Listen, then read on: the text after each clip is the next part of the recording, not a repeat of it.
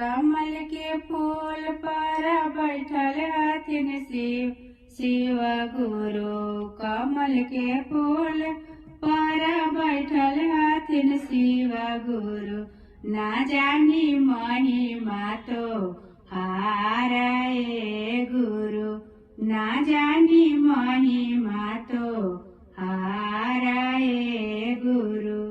केकरा से कहम गुरु दिलावा के बतिया हो। केकरा से कहम गुरु दिलावा के बतिया हो।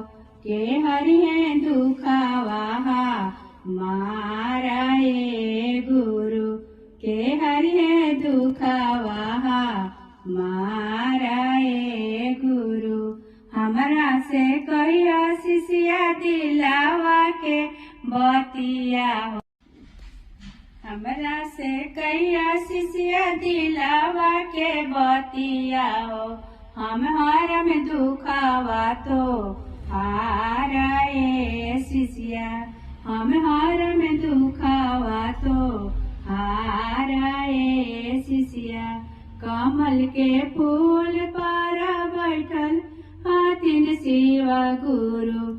ना जानी महिमा तो हारा